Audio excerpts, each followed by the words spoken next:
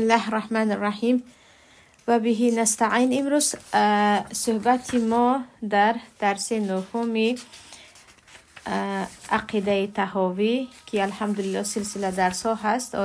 در نهم حلقه خواهران عزیز درباره قرآن هست، درباره کتاب قرآن و این چنین درباره بعض فرقه های گمراهی که درباره قرآن تماما سخنهای بدعتی و حتی کفری زدن و این چنین کمی درباره دیدار پروردگار رب العالمین در قیامت و در دنیا. اولا درباره قرآن کریم امام طحاوی میگویند و این القرآن کلام الله منه بدأ بلا کیفیت قولا و انزله على رسوله وحیا و صدقه المؤمنون على ذلك حقا و ایقنوا انه کلام الله تعالی بالحقیقه ليس بمخلوق ككلام البرية فمن سمعه فزعم انه كلام البشر فقد كفر وقد ذمه الله وعابه وأوعده بالسقر حيث قال تعالى سأصليه سقر این هم بعد از این هذا الا قول البشر علمنا و ایقنا انه قول خالق البشر ولا یشبه قول البشر. امام طحاوی میگویند اما بدانید که قرآن کلام الله یگانه هست بدون کیفیت، یعنی چگونگیش معلوم برای ما هیچ معلوم نیست یا چگونگیش رو تصور کرده نمیتوانیم، از الله صادر شده است و الله قرآن را به پیامبرش هم وحی، یعنی با شکل وحی نازل کرده است، فرود آورده است و مؤمنان به این باور کردند و تصدیق کردند و یقین کردند که این کلام الله از جهت حقیقی هست و هرگز کلام یا سخن یگان مخلوق نیست و هر کسی که گوش کرد و گفت که این قرآن سخن الله نیست، سخن یگان بشر، یگان انسان است، در حقیقت او از دین خارج شده است و الله او را در قرآن مذمت کرده است و به جهنم وعده داده است و میگوید سأصلیه سقر، ما او را داخل سقر روانه میکنیم، یعنی نام از نامهای جهنم یا دوزخ. بعد از این که میگوید این هذا الا قول البشر، آنه که میگوید این که است سخن یک بشر است، کسی که گفت، ما او را داخل سقر میکنیم و میگن ما به این ایمان آورده، ما به این یقین داریم که قرآن کلام الله یگانه هست و یگان کلام مخلوق را مانندی ندارد. خواهران عزیز، یکی از فتنه های بزرگی که تقریبا عصر دوم سر شده بود این فتنه معتزلی هایی که گفتن قرآن مخلوق است. قرآن چه است؟ مخلوق است، یعنی قرآن را الله همان گونه که جنت و دوزخ را خلق کرده است قرآن را هم خلق کرده است و از روی همین صحبتشان نعوذ بالله حتی خلیفه ها را، یعنی فرزندان هارون الرشید و بعض نبیره های هارون الرشید را گمراه میکنند تا اندازه که سبب مرگ امام بخاری هم در تک و تنهایی و در آخران عمرشان تمنای مرگ کردن به همین فتنه به تهمت گرفتار شدنشان است و این چنین سبب زندان شدن امام احمد و فوت یک چند علما در زمانشان با همین سبب قرآن را مخلوق نگفتنشان است. ببینید اینها، یعنی برای آنکه یک موضوع وسیع‌تر شود، ببخشید روشن‌تر شود، بگویم معتزلی ها چه خیلی که گفتیم درباره‌شان پیشتر صحبت کرده بودیم، زیادی مسئله ها را از جهت عقل میبینند. میگویند ما با عقلمان شریعت رو دریافت کرده میتوانیم و هر چیزی که با عقلشون یا عقلشون اون رو جمع کرده نمیتواند میگویند این چیز چی است؟ تعویل، یعنی تغییرش میدهند یا عموما اینکار هم میکنند. و درباره مثلا صفات های الله گفته بودیم. قرآن را چی میگن؟ اگر قرآن صفت الله باشد، میدونید که صفت الله یعنی چی است؟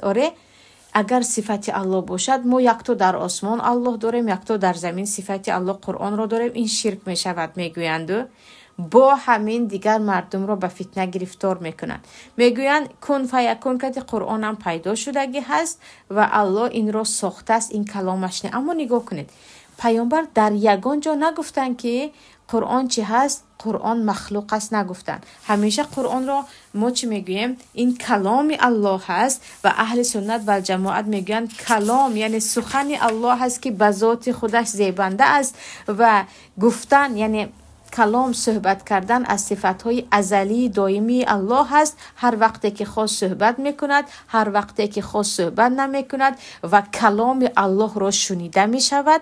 اما چگونه الله صحبت میکند این را ما فهمیده نمیتوانیم. کلام الله را چگونه که پیامبر صلی الله علیه و سلم در شب معراج شنیدن، حضرت موسی در نزد کوه طور شنیده میشود و همان گونه که تورات و زبور و انجیل کلام الله یگانه بود، این هم کلام الله است، یعنی سخن الله است، گفته الله است و ما به این همیشه یقین داشتیم. و پیامبر صلی الله علیه و سلم هرگز در یگان جا و صحابه هایم الله گفت گویان پیامبر میگفتند آره جبرائیل به من نازل شد که الله چنین گفته میگفتن، صحابه ها هم قبول میکردن. کسی نمیپرسید که چه خیل گفت. مثلا نگاه کنید، یک مصیبت گفته استادم که مصیبت اهل جاهل، اهل جهالت یا اهل بدعت در این است که یک چیز گفته چه خیل گفته شروع میکنند. یعنی مسئله های دینی اکثریتش رو با چخیل پیدا کرده نمیتوانی. مثلا به آنها میگوی وقتی تو میمیری و نزد دو فرشته می آیند، آنها میگن قبر همین قدرک جا هست، قبر همین قدرک جا هست، چخیل دو فرشته به آنجا جا میشوند و میگن چخیل زمین رو دیگر شما میدانید مثلا ترکیبات زمین رو چخیل دریچه به جنت کشوده میشده است یا دریچه به دوزخ کشوده میشده است. یا میگویم در شکم مادر فرشته می آید و فرشته هست که 9 ماه همراه کودک است، فرشته دیگری هست که فقط برای نوشتن عمرش و رزقش و خوشبخت است یا بدبخت است برای این می آید. آنها هم میگن به شکم مادر چخیل فرشته جای می شود، دیگر رحم مادر که خیلی کوچک است. یعنی همیشه یک چیز رو میخوان از طریق عقل پیدا کنن، در حالی که عقل انسان خیلی محدود است. عقل تو اگر اینقدر کار میکرد تا امروز مردم فضا رو کشف کرده نمیتوانند، فضایی که با چشممون میبینیم، آره اینترنتی که در داخل خانه‌مون است کشف کرده نمیتوانند، روحی که در جسم خودمون هست خوب میکنیم یک قسمی برایت یک قسم داخل میشه و در وقت مرگ کلا ما رو ترک میکنند. یگان طبیب با اون همه خواندن طب، چه از ابن سینا باشد چه از رازی باشد، مثلا یگان کس هنوز کشف نکرده است، نه در قدیم نه در حاضر. یعنی این چیزها رو عقل انسان کشف نکرده است. شما چه خیلی میتوانید گوید که نه با من بگو که اگر این کلام الله باشد، اگر الله با پیامبر صحبت کرده باشد چه خیلی صحبت کرد. مثلا ما صحبت میکنیم با واسطه زبانمون، دندانمون، با هوایی که از طریق شوشمون میبراید، الله چه خیلی صحبت کرد. یعنی نگاه کنید عقلی سوال میگن بعد میگن حاشا این برای الله عموما ممکن نیست این گونه الله را به چیزی مانند کردن. ولی مقصد از کلام الله یعنی الله صحبت میکند گفتن آیا مانند کردن به انسان است. نگاه کنید الله میگه در سوره یاسین الیوم نختم علی افواههم و تکلمنا ایدیهم و تشهد ارجلهم، امروز ما به دهان آنها مهر میزنیم، دهانشان را کاملا محکم میکنیم و دستهایشان به ما گپ میزند و پایهای آنها و گجارفت به ما گپ میزند. در آیت دیگر الله میگوید در سوره فصلت است و قالوا لجلودهم لما شهدنا علینا، یعنی کافران به پوست های خود میگن که پوست من چرا بر علیه من شهادت دادی، چون پوست انسان هم چی صحبت میکند. قالوا انطقنا الله الذي انطق كل شيء، پوست آنها میگوید که همون اللهی که همه چیز را گپ زنانده میتواند گپ زنانید، ما را هم گپ زنانید. پس نگاه کنید دست تو چه روز قیامت گپ میزند؟ دهان ندارد، دندان ندارد، زبان ندارد، شش ندارد، پای تو چه خیلی گپ میزند، پوست تو اصلا چه خیلی گپ میزند. آخه چه خیلی اینها رو عقل محدودی تو ای آدمی زاد درک کرده نمیتواند. عیناً همین گونه سخن الله را هم که الله چی خیلی گپ میزند، برای همین چی میگن امام طحاوی بلا کیفیه، یعنی چی خیلی بودنش رو ما نمیفهمیم، برای اینکه عقل ما اصلا به ذات الله خودش نمیرود یا ذات الله رو درک کرده نمیتواند. چه خیلیش رو چه خیلی درک کنیم. چه خیلی که در حدیث صحیحه که پیامبر صلی الله علیه و سلم میگن در 3 آخری شب پروردگار به آسمان دنیا میفراید و دعاها رو اجابت میکند، گناهان رو میبخشد. میگویند الله چه خیلی میفراید، الله چه خیلی میفروید. یعنی این فرومدنش تماما این حدیث رو تماما به دیگر معنا بدید که نه، الله در همین وقت عبادت ها رو زیاد قبول میکند. فرومدن الله رو برای به تو فهموندن، تو به من چه خیلی بودن الله رو باید فهمونی، چه خیلی بودن الله رو فهمونی. وقتی که ولا یحیطون به علم ما به الله درک کرده نمیتواند، پس فرومدنش رو هم نمیدونیم درک کنیم. فقط ما به این یقینا ایمان داریم چون پیامبر این رو به ما خبر دادن و مؤمن باید پیامبر خودش رو تصدیق کند. و الله سبحانه و تعالی هم در اینجا چی است؟ وقتی که درباره الله مثلا گپ میزنیم، الله چی میگوید؟ و کلم الله موسی تکلیما، و پروردگار با موسی در حقیقت سخن گفت. باز در سوره اعراف میگوید ولما جاء موسی لمیقاتنا و کلمه ربه، وقتی موسی به همون میقات مدتی موضع و وقتی معینه که وعده داده شده بود آمد، پروردگار همراهی او صحبت کرد. در دنیا موسی همراهی پروردگار صحبت کرد. و مثلا آنهایی که میگن الله صحبت نمیکند، صحبت میکند گفتن یا کلام رو به الله صفت دادن تشبیه میشود، میگوین الله مثلا صدا رو خلق کرد و آن صدا با موسی گپ زد. عقل رو ببینید، میگوین که الله صدا رو خلق کرد و اون صدا با موسی گپ زد. پس چرا موسی در این وقت یک بار بعد از این میگوید که به من اجازت من تو رو ببینم؟ میگوید الله به صدای خلق شده میگوید من ببخشید موسی به صدای خلق شده میگوید. اگر بعد میگن الله قرآن رو خلق کردگی است، مانند چه خیلی گفتیم جنت و دوزخ، پس چرا قرآن رو به طهارت قپیدن ممکن نیست؟ در وقت حیض و در وقت جنابت عموما حتی به دهان گرفتن ممکن نیست در نزد جمهور علما. اگر قرآن یک چیزی آفریده شده ای الله باشد، مثلا کلام الله صفت الله نباشد. همینجا الله میگوید ولما جاءه موسی لمیقاتنا و کلمه ربه، وقتی به میقات آمد موسی در کوه طور برای واخوردن با الله با او صحبت کرد. و اینچنین در ما در سوره یاسین از سلام قولا من رب الرحیم، روز قیامت پروردگار به اهل جنت چی میگوید؟ سلام میگوید از طرف پروردگار. یعنی روز قیامت الله این رو میگوید. یا اینکه شما میگید نه در دنیا سخن نکرد و در آخرت سخن میکند، میگوید که این هم با آیتی که الله بر علا گفته ایستاده است الله به موسی صحبت کرد تماما ضد میبراید. و چیزی دیگر خواهران عزیز چه خیلی گفتم، مصیبت این است که میگویند الله خالق کل شی، الله خالق کل شی، الله همه چیز رو آفریده است. قرآن هم چیز است، قرآن صفت پروردگار است. یکم مثلا نگاه کنید، ان شاء الله کمی بعد من سخنی ابو حنیفه رحمت الله علیه رو میخوانم که در فقه اکبر گفتگی هستند. ابو حنیفه رحمت الله علیه میگویند آره قرآنی که من و تو با زبان ما تلفظ میکنیم زبان ما مخلوق است. وقتی قرآن رو با قلممون می نویسیم روی ورق ها، آن قلم و آن ورق مخلوق است، اما خودی کلام پروردگار یگانه است که کلام صفت الله است. این چیز مخلوق نیست. گفتن تو با زبانت، چون زبان تو چی است؟ مخلوق است. و ورق هایی که به دست میگیری همان ورق مخلوق است، اما کلام الله مخلوق نیست. و اینجا وقتی که میگوین همه چیز رو الله آفرید، اولا شما حق ندارید که صفت الله رو بگویم چیست. این صفت الله یگانه هست و صفت الله مخلوق نیست. صفت الله هست. مثلا من به شما حاضر گفتم خوراک پختم، بعد از این گفتم گپ زدم، گپم رو من خلق کردم، گپی گفتم رو خودم خلق کردم. از صفت من گپ زدنی من است، جزء از گپ زدنی من است. و چیزی دیگر خواهران عزیز، اینها یعنی معتزلی ها وقتی در این مسئله آمدن فقط گپشون این است که ما میترسیم که اگر گوییم قرآن کلام الله پس قرآن صفت الله باشد، از صفت الله یاری پرسیدن ممکن است. و این چونین باز میگویند اگر قرآن کلام الله باشد الله یک صفتش به زمین داده است و خودش در بالا هست، یعنی به شرک نزدیک است.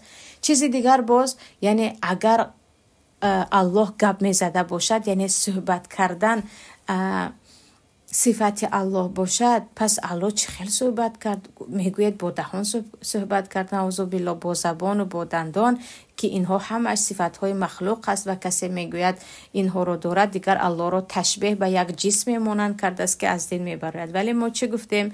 همان گونه که فرامدن الله، دست الله، قدرت های الله، دوست داشتن الله، بد دیدن الله، که درباره دوست داشتن هم میگن چرا میگید الله دوست می‌دارد؟ برای دوست داشتن قلب لازم است مگر الله قلب دارد؟ یعنی همه چیز رو با عقل گفتگو دارن.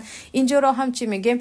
قرآن کلام الله، سخن الله هست و بذات زیبنده به ذات خودش هست، همان گونه که لایق ذات خودش هست الله صحبت میکند. و وقتی میگیم الله صحبت میکند، اصلا معنای آن را ندارد که الله با دندان و با دهان اعوذ بالله مثل ما صحبت میکند. به خبر هستید که میگویم مثلا هر یک جسم انسان صحبت میکند، حتی درخت و سنگ ها صحبت میکنند در روز قیامت. درخت یعنی نزدیک به روز قیامت حتی درخت ها شهادت میدهند، سنگ ها شهادت میدهند که پشت من یهودی پنهان است. و این چنین به پیامبر صلی الله علیه و سلم سنگ و درخت ها سلام میدادند و الله میگوید تمام مخلوقات تسبیح میگوید سبحان الله الحمدلله میگوید. برای همه اینها، برای هر یک درخت هم دهان و دندان لازم است. یعنی این فکر محدودی شما هست، وگرنه هر یک چیز به لایق خودش، به خاص خودش، زیبنده خودش طرز صحبت کردنش را دارد.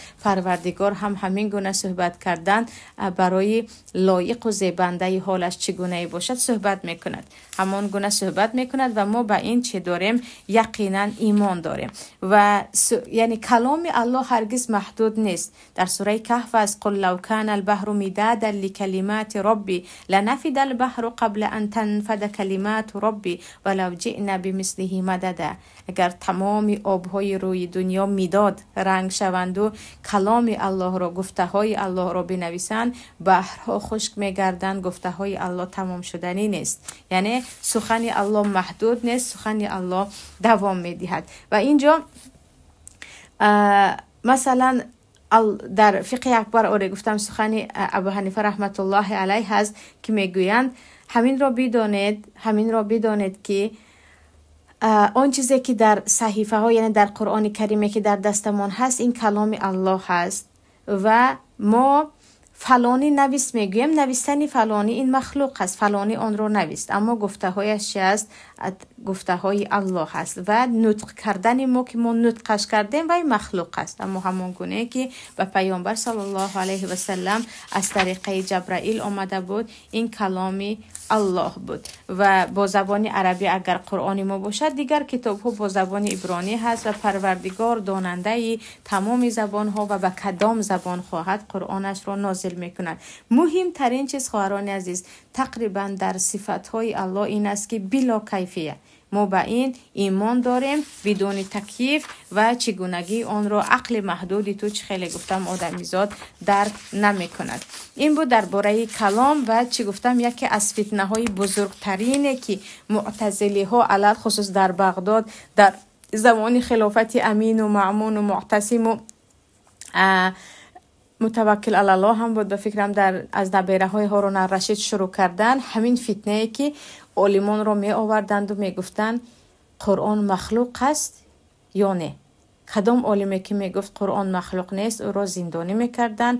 و حتی چند علمایی هستند که انشاءالله یکی پروردگار در وقتا برکت دهد درباره زندگی بعضی از علمایی که در راه علم و نشر و علم و حقیقت شهید شدن صحبت داشته باشیم، در این راه وفات کرده بودن یا شهید شده بودن.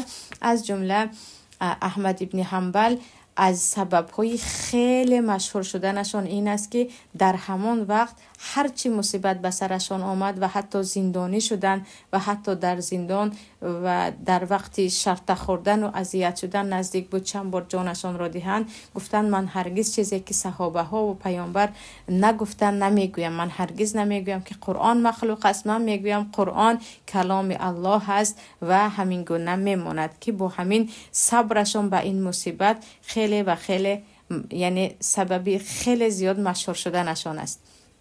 بعد از این میگذاریم به مصرع دیگر میگویند و من وصف الله بمعنى من معانی البشر فقد کفر فمن ابصر هذا اعتبر و عن مثل قول الكفار انزجر و علم ان الله بصفاته لیس کالبشر. یعنی اینجا هر کسی که مثلا شما آیت از آیت قرآن کریم رو میخوانید میگوید دروغ است، همین رو الله نگفته است و از دین خارج میشود. و این چونین هر کسی که یکی از صفاتهای الله رو مثلا شما میگوید مثلا الله صحبت کرد، آنها میگن آره مثل انسان ها با دهان صحبت کرد، نعوذ بالله، انسان از دین خارج میشود. چرا؟ چون که الله به یگان انسانیت و به یگان مخلوق مانند نیست. یعنی الله را به یگان چیز وقتی شما تشبیه کردید، در این وقت انسان میگوین از دین خارج می شود. و انشاءالله درباره چگونه با کدام عملها باز انسان از دین خارج شدنش کمی بعد در دیگر موضوع ها می آید. و می گذاریم به موضوع دیگر. و رؤیت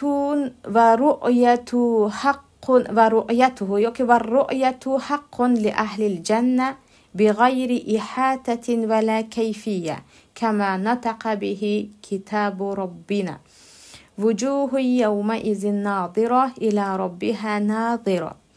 و امام طحاوی میگویند و بدانید که دیدن پروردگار برای اهل جنت حق است.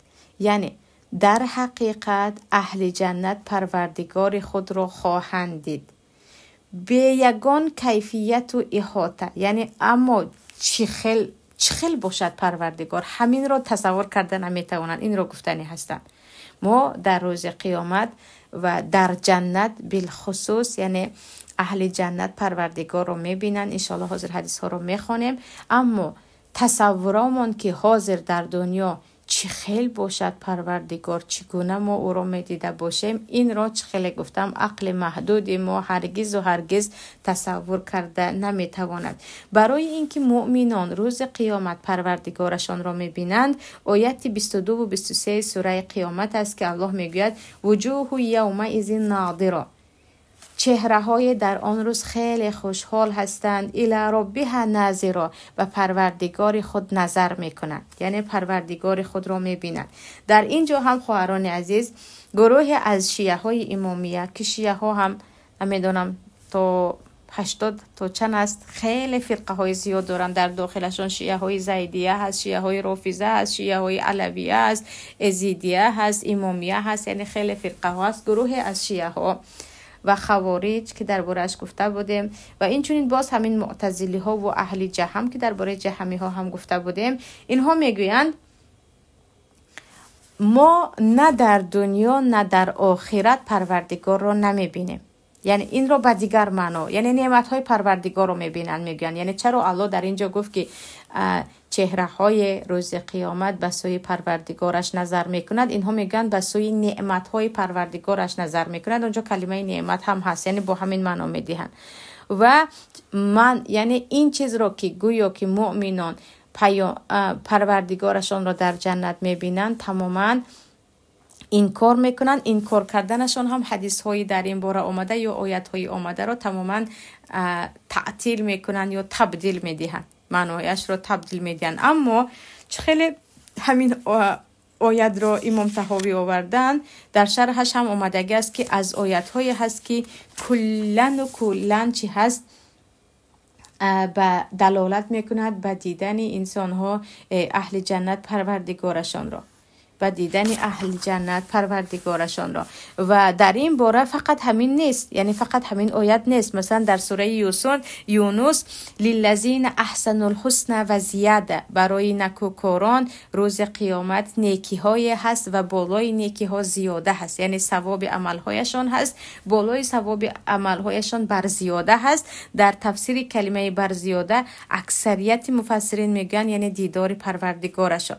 و حدیث خواهران عزیز در صحیح مسلم است که آیت که للذین احسنوا الحسنى و زیاده را وقتی خوانده می شود، پیامبر صلی الله علیه و سلم میگن وقتی که اهل جنت به جنت داخل می شوند و اهل دوزخ به دوزخ داخل می شوند، صدا زده می شود، یعنی صدای می آید، صدای فرشته ها که ای اهل جنت، ای اهل جنت، شما همراه پروردگار یک نوبت موعد دارید، یعنی واخوری دارید.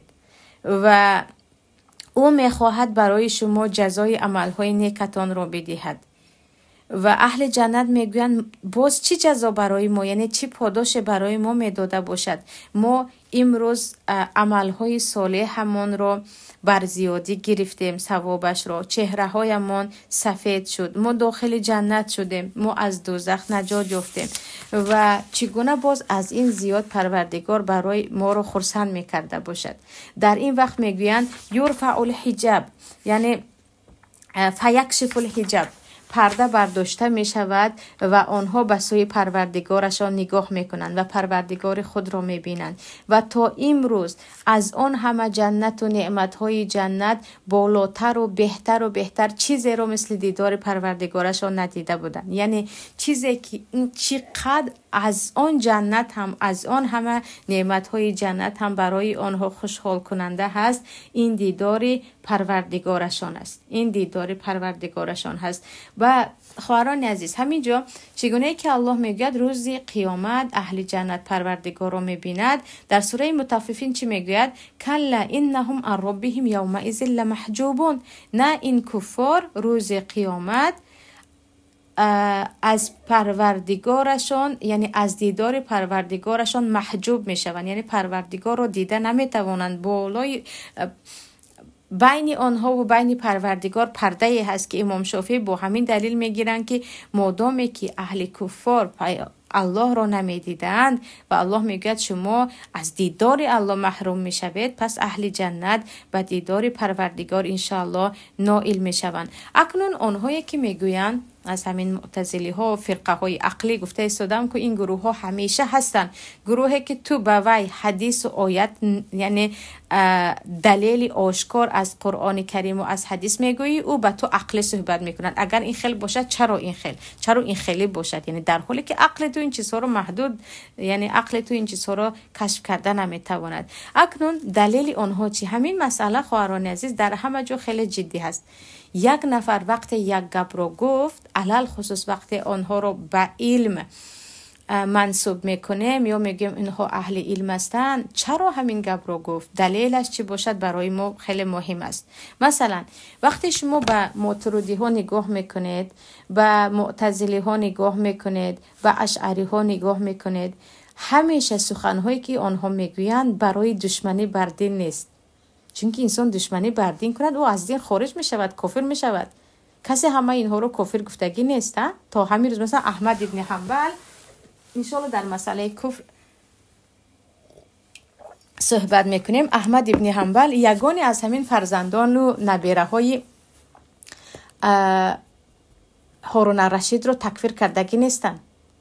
به خاطر همون چیزی که آنها مثلا گفتگی است که قرآن را مخلوق بگو، یگان توی آن را حضرت احمد حنبل تکفیر کردگی نیستن، برای اینکه آنها این را گفتن از روی تعویل که این را گویم تشبیه می شود و یک شرک می شود، همین گونه به تعویل در آمدن.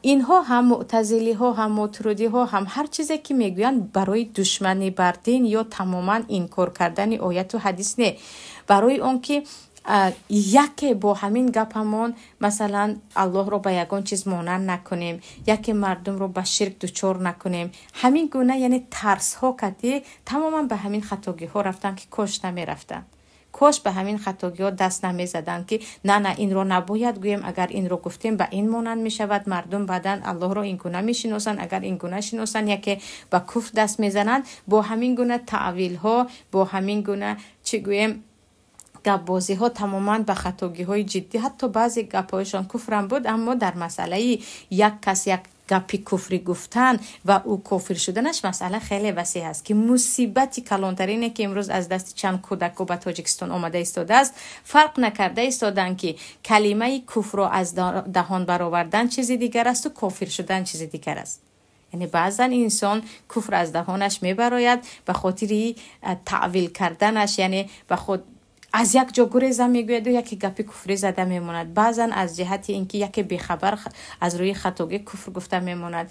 این چیزها است. یک باره یک کس کلمه کفر گفت، او را کفر گفتن تماما از یگان اهل علم، یعنی از یگان علما علل خصوص صحابه و تابعین و اینها آمدگی نیست که امروز بخبر یک کس یک چیزی گفت که در حقیقت خطا است، الکی به او همچون سودیای بالا میگن این با همین گپش کافر شد، در حالی که حتی کافره که در حقیقت از دینش خارج شد در اسلام، یعنی حکم مرتد میگویم، یک نفر در حقیقت بر علا کفر کند هم او را زندان کرده می شود و یک روز دو روز از او میپرسند شاید او توبه کند و برگردد. یعنی یک بار برده گردن او را نمیزنند، یک بار برده یگان کسی یک بار مرتد شده رو هم حتی گردن نمیزنند که امروزه بعضی کودکان میبینید که حتی کفر نگفتگی ها رو هم کافر گفته دیگر آماده هستند که او رو گردن بزنند. نعوذ بالله.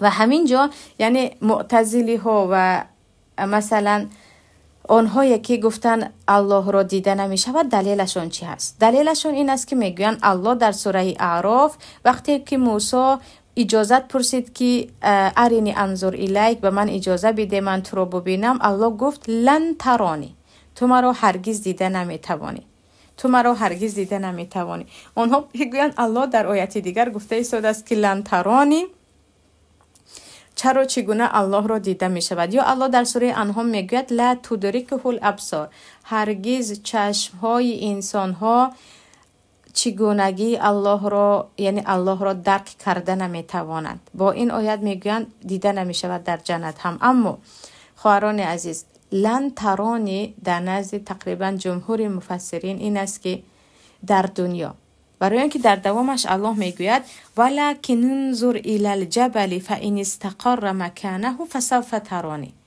تو نگاه کن به همین کوه، اگر وقتی مرا میبیند کوه در جایش استقرار یعنی مستحکم بیستد تو هم میبینی. و اما وقتی کمی پروردگار تجلی می شود برای کوه دیگر جعله دکه، بلرزش شروع میکند که موسی دیگر به سجده میافتند که کوه که با این بزرگی برای دیدار پروردگار طاقت ندارد و این همه میلرزد، پس من یک باره چی میشوم؟ نابود میشوم. گویان بیهوش میشوند، به سجده افتاده چیکار میکنند؟ بعدن دعا میکنند. برای همین معنای لن ترانی یعنی تو در دنیا با آن چشمهای محدودت، با آن جسمی ضعیفت مرا دیده نمیتوانی. اگر عموما الله را دیدن نمیشد، در قرآن الله دیگر آیت خبر داده است که روز قیامت شمایان میبینید. خود پیامبر صلی الله علیه و سلم حدیث ها رو خواندیم که پیامبر گفته است که شمایان پروردگارتون را روز قیامت میبینید. در حدیث دیگر آمدگی هست که پیامبر صلی الله علیه و سلم، حدیث در صحیح بخاری مسلم است، پیامبر میگویند شمایان همان گونه که ماه شب 14 را میبینید، بین شما و بین ماه یگان پرده وجود ندارد، روز قیامت عیناً همین گونه پروردگارتان را میبینید و هیچ چیز بین شما و بین پروردگارتان نیست. و همینجا خواهران عزیز یک مسئله دیگر هست. آیا کافران هم الله را میبینند روز قیامت؟ و آیا منافقین هم الله را روز قیامت میبینند؟ و یا دیدن الله مخصوص برای مؤمنان است؟ دیدن الله برای فقط مؤمنان است. الله نصیب کرده باشد در همین باره و بعضی دیگر مسئله های دیدن پروردگار در آینده صحبت میکنیم ان شاء الله.